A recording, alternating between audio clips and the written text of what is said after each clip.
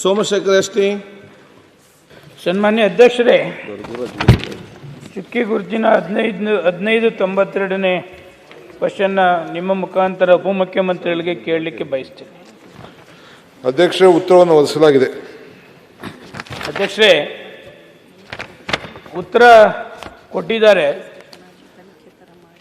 ಬಹಳ ನಾಜೂಕಾಗಿ ಉಪಮುಖ್ಯಮಂತ್ರಿಗಳ ಕೈಲಿ ಉತ್ತರವನ್ನು ಬಹಳ ಸೊಗಸಾಗಿ ಕೊಡಿಸಿದ್ದಾರೆ. ಸನ್ಮಾನ್ಯ ಅಧ್ಯಕ್ಷರೇ, ನನ್ನ ಕ್ಷೇತ್ರದಲ್ಲಿ ಸುಮಾರು 150 ಕೋಟಿ ಅನುದಾನವನ್ನು ಉಪಮುಖ್ಯಮಂತ್ರಿಗಳು ಕೊಟ್ಟಿದ್ದಾರೆ. ಉಪಮುಖ್ಯಮಂತ್ರಿಗಳು ಬಂದಂಥ ಸ್ಪಾಟ್ ಇನ್ಸ್ಪೆಕ್ಷನ್ ಬಂದಂಥ ಸಮಯದಲ್ಲಿ ಎಲ್ಲ ರಸ್ತೆಗಳು ಕೂಡ ವೈಟ್ ಟಾಪಿಂಗ್ ನಂಬರ್ 1 ಆಗಿ ಕೆಲಸ ಕೂಡ ಕಂಪ್ಲೀಟ್ ಆಗಿದೆ. ಕೆಲಸ ಆದಂಥ ಎಲ್ಲ ಕಾಮಗಾರಿಗಳು ಕೂಡ ನಾನೇ ಅದನ್ನು ಲೋಕಾರ್ಪಣೆ ಕೂಡ ಮಾಡಿದ್ದೇವೆ. ಅದು ಇದು 3 ರೋಡು ಸನ್ಮಾನ್ಯ ಅಧ್ಯಕ್ಷರೇ. ಹಾಲಿಡೇ ವಿಲೇಜ್ ರಸ್ತೆಗೆ 100 ಅಪಾರ್ಟ್ಮೆಂಟ್ಸ್ ಇರ್ತಕ್ಕಂಥದ್ದು ಒಂದೇ ಒಂದು ಸನ್ಮಾನ್ಯ ಅಧ್ಯಕ್ಷರೇ, ಅದು ಒಂದೇ ರೋಡು. ಈ ಕಾಂಟ್ರಾಕ್ಟ್ ಏನು ಮಾಡ್ತಾರೆ, ಹೋದ ಸಾರಿ ಒಂದು ಅಸೆಂಬ್ಲಿಲಿ ಗಮನ ಸೆಳೆದು ಹಾಕಿದ್ದೆ, ಅವಾಗ ಒಂದು 3 ದಿವಸ ಕೆಲಸ ಮಾಡ್ತಾರೆ ಸನ್ಮಾನ್ಯ ಅಧ್ಯಕ್ಷರೇ. ಈಗ ಹೋದ ಸಾರಿ ನಾನು ಧರಣಿ ಕುತ್ಕೋತೀನಿ ಅಂತ ಒಂದು ಲೆಟ್ರ್ ಹಾಕಿದ್ದೆ, 1 ವಾರ ಕೆಲಸ ಮಾಡಿದ್ದಾರೆ ಅಧ್ಯಕ್ಷರೇ, ತಿರ್ಗಾ ಮತ್ತೆ ನಿಲ್ಲಿಸ್ತಾನೆ.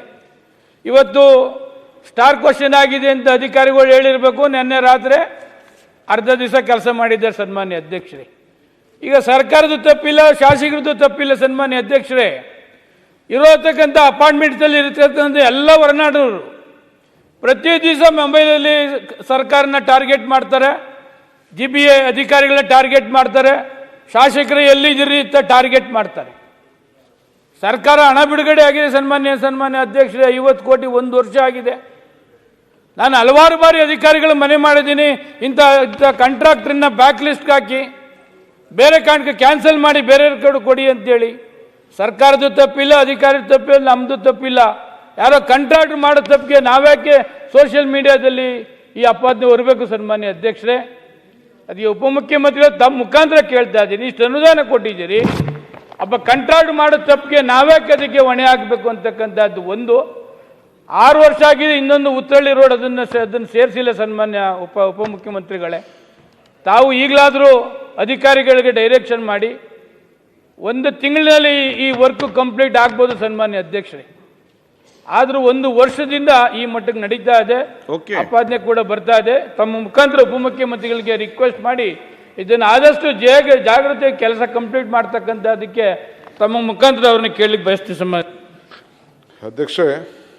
ಬೆಂಗಳೂರು ನಗರದಲ್ಲಿ ಈ ಬೊಮ್ಮನಹಳ್ಳಿ ಕ್ಷೇತ್ರ, ಈ ಬೆಂಗಳೂರು ಸೌತು, ಯಶವಂತಪುರ ಕ್ಷೇತ್ರ ಭಾಳ ದೊಡ್ಡ ಕ್ಷೇತ್ರ. ನಾವು ಅವ್ರಿಗೆ ಕೊಟ್ಟಿದ್ದೀವಿ, ವೈಟ್ ಟಾಪಿಂಗ್ ಕೊಟ್ಟಿದ್ದೀವಿ. ನಾನೇ ಈ ಸ್ಪಾಟ್ಗೆ ಹೋಗಿದ್ದೆ, ಕೆಲಸ ಅವ್ರು ನೋಡೋಕೆ ಹೋಗಿದ್ದೆ, ನೋಡಿದ್ದೀನಿ. ಅಲ್ಲಿ ಓಷನ್ ಕನ್ಸ್ಟ್ರಕ್ಷನ್ ಅಂತ ನಮ್ಮ ಹುಡುಗನಿಗೆ ಒಬ್ಬಂಗೆ ಕೊಟ್ಟಿದ್ದೀವಿ. ನಿಜ ಸ್ವಲ್ಪ ಒಂದು 3-4 ಕಡೆ ಸ್ವಲ್ಪ ಜಾಸ್ತಿ ತೊಗೊಬಿಟ್ಟಿದ್ದಾನೆ. ಐ ಥಿಂಕ್ ಅಡ್ಜಸ್ಟ್ ಮಾಡ್ಕೊಳಕ್ಕೆ ಆಗ್ತಾರ ಅಂತ ಕಾಣ್ತದೆ. ನಾನು ಕರೆದು ಸೆಟ್ರ್ ಮಾಡ್ತೀನಿ. ಈ ಹಾಲಿಡೇ ವಿಲೇಜ್ ರಸ್ತೆ ವೇಗ 7.5 ಮೀಟ್ರಷ್ಟು ಇದ್ದು, ಇದು ಸದೃ ರಸ್ತೆ ಕಾಮಗಾರಿಗಾಲೇ ಸಮಯದಲ್ಲಿ ಅದೇನಾಗಿದೆ, ಕೆಲವು ಯುಟಿಲಿಟಿ ಪ್ರಾಬ್ಲಮ್ ಇದೆ ಅಧ್ಯಕ್ಷರೇ. ಈ ಯುಟಿಲಿಟಿ ಶಿಫ್ಟಿಂಗು, ಈ BWSS ಇದು ಪವರ್ ಲೈನು ಇವೆಲ್ಲ ಕೂಡ ಶಿಫ್ಟ್ ಮಾಡಬೇಕಾದಂಥ ಒಂದು ಕೆಲಸ ಇದೆ. ಸೊ ಅದಕ್ಕೆ ಸ್ವಲ್ಪ ಲೇಟ್ ಆಗ್ತದೆ. ನಾನು ಖಂಡಿತ ಕಾಂಟ್ರಾಕ್ಟ್ರನ್ನ ಕರೆಸಿಸ್ಬಿಟ್ಟು, ಏಕೆ ನಾವು ಸರಿ ಕೊಟ್ಟಾದ್ಮೇಲೆ ತಿರ್ಗಾ ಬ್ಲ್ಯಾಕ್ ಲಿಸ್ಟ್ ಮಾಡೋದೇನು ದೊಡ್ಡ ಕೆಲಸ ಅಲ್ಲ, ಬಟ್ ನಮ್ಮ ಕೆಲಸ ಮುಗಿಬೇಕು. ಅವರ ಕಳಕಳಿ ಅರ್ಥ ಇದೆ. ನಮ್ಮ ಸೋಮಶೇಖರ್ ಕ್ಷೇತ್ರಕ್ಕೆ ಇಡೀ ಬೆಂಗಳೂರಲ್ಲೇ ಭಾಳ ವಿಶೇಷವಾಗಿ ನಾನು ಕಾಳಜಿಯನ್ನು ಖಂಡಿತ ಅವ್ರಿಗೆ ವಹಿಸ್ತಾ ಇದ್ದೀನಿ ಅಂತ ಎಲ್ಲರಿಗೂ ಗೊತ್ತಿದೆ. ಅದು ಮುಂದಕ್ಕೆ ಮಾಡಿಕೊಡ್ತೀನಿ. ಅವರು ಶೈಲೇಂದ್ರ ಬೆಲ್ದಲೆ ಇದ್ರಲ್ಲ ಆ ಓಷನ್ ಕಾಂಟ್ರಾಕ್ಟ್ರು ಎಲ್ಲೆಲ್ಲಿ ತೊಗೊಂಡಿದ್ರು ಎಲ್ಲ ನಗು ಮಾರೆ ನಲ್ಲಿ white topping ocean contractor agency ಏನಿದೆ ಅವ್ರು ಇದೇ ಸಮಸ್ಯೆ. ದಯವಿಟ್ಟು ಸೋಮಶೇಖರ್ ಅವ್ರ ಬಗ್ಗೆ ನಿಮಗೆ ಆತ್ಮೀಯತೆ ಚೆನ್ನಾಗಿದೆ, ನಮ್ಮ ಬಗ್ಗೆನೂ ಸ್ವಲ್ಪ ಆತ್ಮೀಯತೆ ಇಟ್ಕೊಂಡು ನಮ್ಮ ಕೆಲಸನೂ ಬೇಗ ಮಾಡಿಕೊಡಿ. ಅವರು ಶೈಲೇಂದ್ರ ಬೆಲ್ದಲೆ ಗೃಹ ಸಚಿವರು. ಮಾನ್ಯ ಅಧ್ಯಕ್ಷರೇ, ಚುಕ್ಕೆ ಗುರುತಿನ ಸಂಖ್ಯೆ 1031 ಬೀದರ್ ದಕ್ಷಿಣ ವಿಧಾನಸಭಾ ಕ್ಷೇತ್ರದಲ್ಲಿ ಹೊಸದಾಗಿ ಅಗ್ನಿಶಾಮಕ ದಳ ನಿರ್ಮಾಣ ಕುರಿತು ಜಮೀನು ಮಂಜೂರು ಮಾಡುವ ಕುರಿತು ಮಾನ್ಯ ಗೃಹ ಮಂತ್ರಿಗಳಿಗೆ ಪ್ರಶ್ನೆ ಮಾಡಲು ಇಚ್ಛಿಸುತ್ತೇನೆ. ಮಾನ್ಯ ಅಧ್ಯಕ್ಷರೇ, ಉತ್ತರಗಳನ್ನು ಒದಗಿಸಲಾಗಿದೆ. ಮಾನ್ಯ ಅಧ್ಯಕ್ಷರೇ, ಕಳೆದ ಬೆಂಗಳೂರಿನ ಅಧಿವೇಶನದಲ್ಲಿ ಆಗಸ್ಟ್ನಲ್ಲಿ ಇದೇ ಕ್ವಶನ್ ಕೂಡ ಸೇಮ್ ಕ್ವಶನ್ ಸ್ಟಾರ್ ಆಗಿತ್ತು. ಈಗನೂ ಕೂಡ ತಾವು ಸ್ಟಾರ್ ಮಾಡಿದ್ರಿ. ನಾನು ವಿಧಾನಸಭಾ ಕ್ಷೇತ್ರಕ್ಕೆ ಇನ್ನೂ ಸ್ಟಾರ್ ಕೊಟ್ಟಿಲ್ಲ ಗೃಹ ಮಂತ್ರಿಗಳು. ಭಾಳ ನೋವಿನ ಸಂಗತಿ ಅಧ್ಯಕ್ಷರೇ. ಅವರೇ ಒಂದು ಉತ್ತರದಲ್ಲಿ ಬರುತ್ತೆ ಅಧ್ಯಕ್ಷರೇ, ಸುಮಾರು ಒಂದು 16 ಕೋಟಿ ಲಾಸ್ ಆಗಿದೆ ಅಗ್ನಿಶಾಮಕ ದಳ ಇಲ್ಲದ ಕಾರಣ ಅಂತ ಸರ್ಕಾರದಿಂದೇ ಉತ್ತರ ಬಂದಿದೆ. ಮಾನ್ಯ ಜಿಲ್ಲಾಧಿಕಾರಿಗಳು ಅವತ್ತಿನ ದಿನ ಕೂಡ ಭಾಳಷ್ಟು ಚರ್ಚೆ ಆಗಿತ್ತು. ನಾನು ಸುಮಾರು ಸಲ ಜಿಲ್ಲಾಧಿಕಾರಿಗಳು ರಿಕ್ವೆಸ್ಟ್ ಮಾಡಿಕೊಂಡೆ. ಆಗಸ್ಟ್ ಅಂದರೆ ನೋಡಿ, ಆಗಸ್ಟ್, ಸೆಪ್ಟೆಂಬರ್, ಅಕ್ಟೋಬರ್, ನವಂಬರ್ 5 ತಿಂಗಳಾಯ್ತು ಅಧ್ಯಕ್ಷರೇ. ಹೈವೇದಲ್ಲಿ ಸುಮಾರು ಒಂದು 12 ಬೂತ್ ಇದೆ. ಮೊನ್ನೆ ಕೇಳಿಯಲ್ಲಿ ಭಾಳಷ್ಟು ಜನ ಎಲ್ಲ ಸಮಾಜದವ್ರು ಇರ್ತಾರೆ. ಸುಮಾರು 16 ಕೋಟಿನೇ ಇದು ಲಾಸ್ ಅಂತ ತೋರಿಸ್ತಾ ಇದ್ದಾರೆ. ಮೊನ್ನೆನೇ ರೀಸೆಂಟ್ಲಿ ರೇಕುಳ್ಗಿ ಗ್ರಾಮದಲ್ಲಿ 15 ದಿವಸ ಕೆಳಗಡೆ ರಿಯಾಜುದ್ದೀನ್ ಅಂತ ಅಶೋಕ್, ಸರೋಜಿನಿ ಮತ್ತು ವಿರ್ಶೆಟ್ಟಿ ಪಾಟ್ಲಂಬ ಹೊಲದಲ್ಲಿ 16 ಎಕರೆ ಜಮೀನು ಬೆಂಕಿಗೆ ಅವಘಡ ಆಗಿದೆ ಅಧ್ಯಕ್ಷರೇ. 3 ತಾಸು ಬಾದ ಅಗ್ನಿ ಶಾಮಕ ವಾಹನ ಬಂತ ಅಧ್ಯಕ್ಷರೇ. ಅದು ರೈತ ಬಚಾಯಿಸ್ಲಿಕ್ಕೆ ಹೋಗಿ ಒಬ್ಬ ST ರೈತ ನಾಗಪ್ಪ ಸಿಂಧೋಲ್, ಮಾನ್ಯ ಗೃಹ ಮಂತ್ರಿಗಳೇ, ಅವನ ಕಾಲು ಕೂಡ ಸುಟ್ಕೊಂಡಿದ್ದಾನೆ ಅಧ್ಯಕ್ಷರೇ. ಆ ಅಗ್ನಿ ಅವಘಡ ಲೇಟಾಗಿ ಬಂದಿದ್ದಕ್ಕೆ ವೆಹಿಕಲ್ ಕಾಲು ಕೂಡ ಸುಟ್ಟು ಅವನು ಸುಮಾರು 2 ಲಕ್ಷ ರೂಪಾಯಿ ಹೈದರಾಬಾದ್ ಆಸ್ಪತ್ರೆಯಲ್ಲಿ ಚಿಕಿತ್ಸೆ ಪಡಿತಾ ಇದ್ದಾನೆ ಅಧ್ಯಕ್ಷರೇ. ಅಂದ್ರೆ ನೀವೇ ಗೃಹ ಮಂತ್ರಿನೇ ಇಷ್ಟು ಪವರ್ಫುಲ್ ಗೃಹ ಮಂತ್ರಿಯಾಗಿ 5 ತಿಂಗಳಾಯ್ತು, ಒಂದು ಜಮೀನು 2 ಎಕರೆ ಅಲ್ಲಿನ ಆಡಳಿತ ಕೊಡಲ್ಲ ಅಂದ್ರೆ ಅಧ್ಯಕ್ಷರೇ, ಇದು ಎಷ್ಟು ಕಾಳಜಿ ಇದೆ ಸರ್ಕಾರ? ಯಾಕಂದ್ರೆ ಒಂದು ನೋವಿನ ಸಂಗತಿ ಅಂದ್ರೆ ಅಧ್ಯಕ್ಷರೇ, ಯಾವುದೇ ಒಂದು ಇಲ್ಲಿ ಡಿಸ್ಕಷನ್ ಆಗ್ತಾನೆ 2.5 ವರ್ಷ ಹಿಡಿದು ಜನರ ಆಶೀರ್ವಾದ ಶಾಸಕಾಗಿ ಮಾಡ್ತಾ ಇದ್ದೀನಿ. ಒಂದು ಕೂಡ ಫಾಲೋ ಅಪ್ ಆಗಿ ಸರ್ಕಾರದಿಂದ ನೀವು ಕೇಳಿದಿರಿ, ಉತ್ತರ ಬರ್ತಾ ಇಲ್ಲ ಅಧ್ಯಕ್ಷರೇ. ಸುಮ್ಮನೆ ನಾವು ಕೇಳ್ತಾ ಇದೀವಿ, ಫೇಸ್ಬುಕ್ ವಾಟ್ಸಪ್ ಹಾಕ್ತಾ ಇದ್ದೆ. ಊರಿಗೆ ಹೋದ್ರೆ ಜನ ಭಾರಿ ಕ್ವಶನ್ ಮಾಡಿದಪ್ಪ ನೀನು ಜನರು ಕ್ಷೇತ್ರದಂತಾರೆ. What is the result sir ಅಧ್ಯಕ್ಷರೇ? ಈ ನೋಡಿ 5 ತಿಂಗಳೈತೆ. ಮಾನ್ಯ ಗೃಹ ಮಂತ್ರಿಗಳು ಪಾಪ ಕಾಳಜಿಲಿಂದ ಹೇಳಿದ್ರು, ಇನ್ನೂ ತನ ಒಂದು 2 ಎಕರೆ ಜಮೀನು ಒಂದು ಕೊಟ್ರೆ ಅಷ್ಟು ಅನಾಹುತ. ಈಗ 16 ಕೋಟಿ ಲಾಸ್ಟ್ ಟೈಮ್ ಉತ್ತರದಲ್ಲಿ 35 ಕೋಟಿ ಲಾಸ್ ಅಂತ ತೋರಿಸಿತ್ತು. ಈಗ ರಿವೈಸ್ ಆಗಿ 16 ಕೋಟಿ ಅಂತ ಅವ್ರ ಇಲಾಖೆ ತೋರಿಸ್ತಾ ಇದೆ. ಅದು ಎಷ್ಟು ಸರಿ ಮಟ್ಟಿಗೆ ಈ ತರ ಉತ್ತರ ಕೊಡೋದು? ಮಾನ್ಯ ಗೃಹ ಮಂತ್ರಿಗಳಿಗೆ ನಾನು ವಿನಂತಿ ಮಾಡ್ಕೋತೇನೆ. ಒಂದು ಹೈವೇ ಇದೆ ಅಧ್ಯಕ್ಷರೇ, NH9, NH15 ಹೈದರಾಬಾದ್ನಿಂದ ಮುಂಬೈಗೆ ಹೋಗುತ್ತೆ ಅಧ್ಯಕ್ಷರೇ. ಎಷ್ಟೊಂದು ಗಾಡಿ ಲಾಸು, ವೆಹಿಕಲ್ಲು ಆಕ್ಸಿಡೆಂಟ್ ಆಗುತ್ತೆ, ಸುಟ್ಟು ಕರಗೋಗಿದ್ದು ಉದಾಹರಣೆಗಳಿವೆ. ಆಯಿಲ್ ಟ್ಯಾಂಕರ್ಗಳು. ಇಷ್ಟೊಂದು ಕಡುಬಡರ ಬಗ್ಗೆ ಚಿಂತೆ ಮಾಡೋ ಒಂದು ಫೈರ್ ಸ್ಟೇಷನ್ ಗೆದ್ದಾಗ ಇಳಿದು ನಾನು 3ನೇ ಕ್ವಶನ್ ಅಧ್ಯಕ್ಷರೇ. ಇಲ್ಲ ಅಧ್ಯಕ್ಷರೇ, ತಮ್ಮ ನೇತೃತ್ವದಲ್ಲಿ ಒಂದು 2 ಎಕರೆ ಹೇಳಿದ್ರಲ್ಲ. ಈಗ ಪ್ರಶ್ನೆ ನಿಮ್ದು. ಈಗ ಮಾನ್ಯ ಗೃಹ ಮಂತ್ರಿಗಳು ಇದ್ರ ಬಗ್ಗೆ ದಯವಿಟ್ಟು ಹೇಳ್ಬೇಕಂತ. ಮಾನ್ಯ ಅಧ್ಯಕ್ಷರೇ, ಡಾಕ್ಟರ್ ಶೈಲೇಂದ್ರ ಅವರ ಆತಂಕವನ್ನು ನಾನು ಅರ್ಥ ಮಾಡ್ಕೊಳ್ತೇನೆ. ಕಳೆದ 5 ವರ್ಷದಿಂದ 14 ಕೂತ್ಕೊಳ್ಳಿ ಪ್ಲೀಸ್, 14 ಕೋಟಿ ಅಂತ ಕಳೆದ ಬಾರಿ ಕೊಟ್ಟಿದ್ದೆ ನಾನು. ಕಳೆದ ಸಾರಿ ಉತ್ತರ ಕೊಟ್ಟಾಗ 14 ಕೋಟಿ ಕೊಟ್ಟಿದ್ದೆ. ಈಗ ಇನ್ನೂ ಜಾಸ್ತಿ ಆಗಿದೆ. 2020ಕ್ಕೆ 2,05,51,000 ರೂಪಾಯಿ ಆಸ್ತಿ ಹಾನಿಯಾಗಿದೆ ಮಾನ್ಯ ಅಧ್ಯಕ್ಷರೇ. 2021ರಲ್ಲಿ 2,28,00,000 ಆಗಿದೆ. 2022ರಲ್ಲಿ 2,83,45,000 ಆಗಿದೆ. 23ರಲ್ಲಿ 3,54,85,000 ಆಗಿದೆ. 24ಕ್ಕೆ ಮಾನ್ಯ ಅಧ್ಯಕ್ಷರೇ 4,85,62,000 ಆಗಿದೆ. 25ಕ್ಕೆ ಇಲ್ಲಿವರೆಗೂ 18,15,500. ಒಟ್ಟು 15,75,58,500 ರೂಪಾಯಿ ನಷ್ಟ ಆಗಿರೋದು. ಅಂದರೆ ಅಗ್ನಿ ದುರಂತಗಳು ಆಗ್ತಾ ಇದ್ದಾವೆ ಅನ್ನೋದು ಇದು ತೋರಿಸುತ್ತೆ. ನಮ್ಮ ಈ 5 ವರ್ಷದಲ್ಲಿ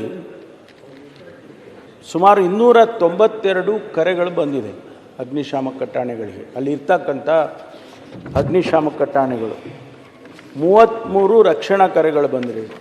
ಅಂದರೆ ಭಾಳ ಎಮರ್ಜೆನ್ಸಿ ಕರೆಗಳ ಥರ. ನಾವು ಈ ಭಾಗದಲ್ಲಿ ಈಗಾಗಲೇ ಚಿಟಗುಪ್ಪದಲ್ಲಿ, ಹುಮ್ನಾಬಾದಲ್ಲಿ ಅಗ್ನಿಶಾಮಕ ಠಾಣೆಗಳು ಇದ್ದಾವೆ.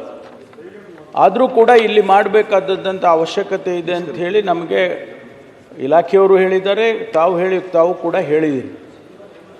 ಆದರೆ ಈ ಡೆಪ್ಯೂಟಿ ಕಮಿಷನರು ಸುಮಾರು ಪತ್ರಗಳನ್ನು ಬರೆದಿದ್ದೇವೆ. ಇಲಾಖೆಯಿಂದ ಸುಮಾರು ಪತ್ರ ಹೋಗಿದೆ.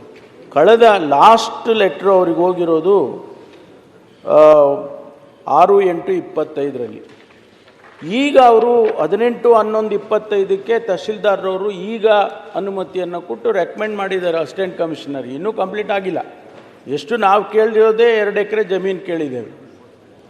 ಈಗ ಅವರು ಮುಗದಾಳ ಗ್ರಾಮ, ಮುಗ್ದಾಳ್ ಹೈವೇದಲ್ಲಿ ಇದೆ. ಮುಗದಾಳ ಗ್ರಾಮದಲ್ಲಿ ಸರ್ವೆ ನಂಬರ್ 95ರಲ್ಲಿ 10 ಎಕರೆ ಜಮೀನಿದೆ. ಅದರಲ್ಲಿ 3 ಎಕರೆಯನ್ನು ರೆಕಮೆಂಡ್ ಮಾಡಿದ್ದಾರೆ ತಹಶೀಲ್ದಾರ್. ಅದು ಎಸಿಗೆ ಹೋಗಿ, ಎಸಿಯಿಂದ ಡಿಸಿಗೆ ಹೋಗಿ, ಡಿಸಿ ಅವರು ಕೊಡಬೇಕಾಗ್ತದೆ. ಅದು ಕೊಟ್ಟ ತಕ್ಷಣ ನಾವು ಆ ಕೆಲಸಕ್ಕೆ ಅದು ಮಂಜೂರಾತಿಯನ್ನು ಕೊಡ್ತೇವೆ. ಆದರೆ ಒಂದು ತಮಗೆ ಜ್ಞಾಪಕ ಮಾಡಿಕೊಡ್ತೇನೆ, ಕೇಂದ್ರ ಸರ್ಕಾರದಲ್ಲಿ ಒಂದು ಅಡ್ವೈಸರಿ ಕೌನ್ಸಿಲ್ ಇದೆ, ಸ್ಟ್ಯಾಂಡಿಂಗ್ ಫೈರ್ ಅಡ್ವೈಸರಿ ಕೌನ್ಸಿಲ್ ಅಂತ ಇದೆ. ಅದರ ಪ್ರಕಾರ ಕೊಡೋಕ್ಕೆ ಬರೋದಿಲ್ಲ ಮಾನ್ಯ ಅಧ್ಯಕ್ಷರೇ. ಆದರೆ ಇಲ್ಲಿ ಆಗ್ತಕ್ಕಂಥ ಅಗ್ನಿ ದುರಂತಗಳನ್ನು ಗಣನೆಗೆ ತಗೊಂಡು ನಾವು ಅಲ್ಲಿಗೆ ಅಗ್ನಿಶಾಮಕ ಠಾಣೆಯನ್ನು ಕೊಡ್ತೇವೆ. ಧನ್ಯವಾದ. ಆದರೆ ತಕ್ಷಣ ತಾವು ತಮ್ಮ ಇನ್ಫ್ಲೂಯೆನ್ಸ್ ಯೂಸ್ ಮಾಡಿ ಡೆಪ್ಟಿ ಕಮಿಷನರ್ಗೆ ಕಾಂಟ್ಯಾಕ್ಟ್ ಮಾಡಿ ನಾವು ಕೂಡ ಮಾಡ್ತಾ ಇದ್ದೀವಿ. ಆದಷ್ಟು ಬೇಗ ಇದನ್ನು ನಮಗೆ ಈ ಜಮೀನು ಕೊಟ್ಟರೆ ತಕ್ಷಣ ಮಾಡ್ತೀವಿ. ಆದರೆ ಈ ಅಡ್ವೈಸರಿ ಕೌನ್ಸಿಲಲ್ಲಿ ತಮ್ಮ ಗಮನಕ್ಕೆ ತಿಳಿಸೋದಕ್ಕೆ ಬಯಸ್ತೇನೆ, ನಗರ ವ್ಯಾಪ್ತಿಯಲ್ಲಿ 10 ಚದರ ಕಿಲೋಮೀಟ್ರಿಗೆ ಒಂದು ಅಗ್ನಿಶಾಮಕ ಠಾಣೆ ಇರಬೇಕು ಅಂತ ಇದೆ ನಗರ ವ್ಯಾಪ್ತಿಯಲ್ಲಿ. ಗ್ರಾಮೀಣ ಪ್ರದೇಶದಲ್ಲಿ 50 ಚದರ ಕಿಲೋಮೀಟ್ರಿಗೆ ಅಂತಿದೆ. ಈ ಮಾನದಂಡ ತೊಗೊಂಡ್ರೆ ತಮಗೆ ಬರೋದಿಲ್ಲ. ಯಾಕೆಂದರೆ ಕೇವಲ 24 ಕಿಲೋಮೀಟ್ರ್ ಚಿಟಗುಪ್ಪದಲ್ಲಿದೆ, 30 ಕಿಲೋಮೀಟ್ರಲ್ಲಿ ಬೀದರ್ದಲ್ಲಿದೆ, ಹುಮ್ನಾಬಾದಲ್ಲಿ. ಬೀದರ್ನಲ್ಲಿ 40 ಕಿಲೋಮೀಟ್ರ್ ಇದೆ. ಆದರೂ ಕೂಡ ಇಲ್ಲಿ ಆಗುವಂಥ ದುರಂತಗಳನ್ನು ಗಮನದಲ್ಲಿಟ್ಕೊಂಡು ನಾವು ತಮಗೆ ಮಂಜೂರು ಮಾಡಿಕೊಡ್ತೇವೆ. ಆದಷ್ಟು ಬೇಗ ಈ ಜಮೀನನ್ನು ನಮಗೆ ನಮ್ಮ ಇಲಾಖೆಗೆ ಟ್ರಾನ್ಸ್ಫರ್ ಆದ ತಕ್ಷಣ ಅದನ್ನು ಕ್ರಮ ತಗೊಳ್ತೀವಿ ಮಾನ್ಯ ಅಧ್ಯಕ್ಷರೇ. ಆ ಜಮೀನಲ್ಲಿ ಪ್ರಾಬ್ಲಮ್ ಇದೆ ಅಂತ ಇದರಲ್ಲಿ ವಾಕ್ ಬೋರ್ಡ್ ಏನೋ ಕ್ಲಿಯರಿಟಿ ಬರ್ಬೇಕಂತ NOC ಕೊಟ್ಟಿದ್ದಾರೆ. ಆಗಲೇ NOC ಕೊಟ್ಟಿದ್ದಾರೆ. ನಾಂಬದ ಅಧ್ಯಕ್ಷರೇ, ಇಷ್ಟೇ ನಮ್ಮ ಗೃಹ ಮಂತ್ರಿಗಳು NOC ಕೊಟ್ಟಿದ್ದಾರೆ. ಅದೇ ಗೃಹ ಮಂತ್ರಿಗಳೇ, ಒಂದು ವಿನಂತಿ, ಆಡಳಿತ ಜನರ ಹಿತದೃಷ್ಟಿಯಿಂದ ಸಾಕಷ್ಟು ತಾವು ಆರ್ಡರ್ಸ್ಗಳು ಹಾಕ್ತಾ ಇದ್ರಿ, ಬರ್ಲಂತ ಅಂತ ಇದ್ರಿ. ಬಟ್ ಜನರ ಹಿತದೃಷ್ಟಿ ಇಷ್ಟು ಅನಾಹುತ ಧನ್ಯವಾದ ನಿಮಗೆ. ಬಟ್ ಒಂದು ಕಾಲಮಿತಿ ಹೇಳಿ, ಒಂದು 2 ಎಕರೆ ಎಷ್ಟು ದಿನದಲ್ಲಿ, ಎಷ್ಟು ತಿಂಗಳಲ್ಲಿ ಸರ್, ಎಷ್ಟು ತಿಂಗಳಲ್ಲಿ ಮಾನ್ಯ ಗೃಹ ಮಂತ್ರಿಗಳೇ ಸದನ್ ತಾವ್ ಹೇಳ್ಬೇಕಂದ್ರೆ ಎಷ್ಟು ತಿಂಗಳಲ್ಲಿ ಮಂಜೂರು ಕೇಳಿ ಮಾನ್ಯ ಮಂತ್ರಿಗಳೇ. ಅವ್ರು ಟೈಮ್ ಇಲ್ಲ, ಅವರು 3 ಎಕರೆ ಏನು ರೆಕಮೆಂಡ್ ಮಾಡಿದ್ದಾರೆ. ಅವರಿಂದ time bound, time limit. Time ಅಂದ್ರೆ ಜಮೀನು ಕೊಟ್ಟ ತಕ್ಷಣ ನಾವು ಸರ್ಕಾರ ನಿಮ್ದೇ. ಇದೆಲ್ಲ ಕಡೆ ಬೇರೆ ಬೇರೆ ಒಂದು ಇಲಾಖೆ ಕೋಆರ್ಡಿನೇಷನ್ ಕಡಿಮೆ ಇದೆ. ಈಗ ಜಮೀನ ಅವರು ಕೊಡಬೇಕು, ಅದು ತಾವದು ಮೀಟಿಂಗ್ ಕರೆಸಿ ಕೊಡ್ತಾರೆ ಇಲ್ಲ ಒಂದು ಕ್ಲಾರಿಟಿ ಮಾಡಿ ಕೊಡ್ಲಿ. ನಾನು ಡೆಪ್ಯೂಟಿ ಕಮಿಷನರ್ಗೆ ನಾನು ಕೂಡ ಇದಲ್ಲ, ಅವ್ರು ಕೊಟ್ಟ ತಕ್ಷಣ ನಾವು ಈಗ ಮುಂದೆ ಬಡ್ಜೆಟ್ ಬರ್ತಾ ಇದೆ, ಬಡ್ಜೆಟ್ ಅಲೋಕೇಶನ್ ಕೊಡ್ಲಿಲ್ಲ ಅಂದ್ರೆ ಸರ್, ಕೊಡ್ಲಿಲ್ಲ, ಯಾಕೆ ಕೊಡ್ಲಿಲ್ಲ ಅಂತ ಹೇಳ್ಬೇಕಲ್ಲ. ಇಲ್ಲ, ನಾವು ತಗೊಳ್ತೀವಿ, ಹೇಗಾದ್ರೂ ಮಾಡಿ ಅವರಿಂದ ತಗೊಳ್ತೀವಿ. ಈಗ ಯಾಕಂತ ಹೇಳಿದ್ರೆ ಡೆಪ್ಯೂಟಿ ಕಮಿಷನರ್ ಕರೆಕ್ಟ್ ಇದ್ದಾಗಲೇ ಬಹಳ ನಿಧಾನ ಆಗಿದೆ. ಸುಮಾರು ಪತ್ರದ ವ್ಯವಹಾರಗಳೋಗಿದೆ. ಅವ್ರಿಗೆ ಒತ್ತಾಯ ಮಾಡಿ ಆ ಜಮೀನನ್ನು ಈಗೇನು ಅವರು ರೆಕಮೆಂಡ್ ಮಾಡಿದ್ದಾರೆ ಅದನ್ನು ತಗೊಳ್ಳೋದಕ್ಕೆ ಎಲ್ಲ ರೀತಿಯ ಪ್ರಯತ್ನ ಮಾಡಿ ತಗೊಳ್ತೀವಿ. ನಂತರ ಅಗ್ನಿಶಾಮಕ ಠಾಣೆಯನ್ನು ಮಂಜೂರು ಮಾಡಿ ಕೊಡ್ತೀವಿ.